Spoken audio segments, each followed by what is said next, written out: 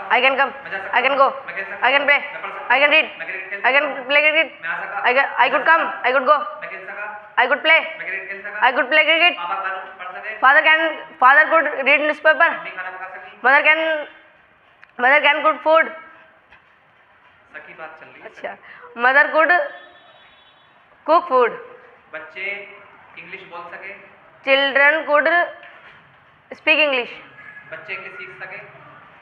Children could learn English. मुझे आना चाहिए. I should come. मुझे जाना चाहिए. I should go. मुझे खेलना चाहिए. I should play. मुझे हंसना चाहिए. I should laugh. मुझे लड़ना चाहिए. I should fight. तुम्हें जाना चाहिए. You should go. तुम्हें पतंग उड़ानी चाहिए. You should fly kite. तुम्हें इंग्लिश जरूर सीखनी चाहिए. You must learn English. तुम्हें किताब जरूर पढ़नी चाहिए. You must read book. पापा को अखबार जरूर पढ़ना चाहिए. Father must read newspaper. मम्मी को खाना जरूर पकाना चाहिए. Mother must cook food. बच्चों को फूल जरूर तोड़ने चाहिए. Children must pluck flower. Very good.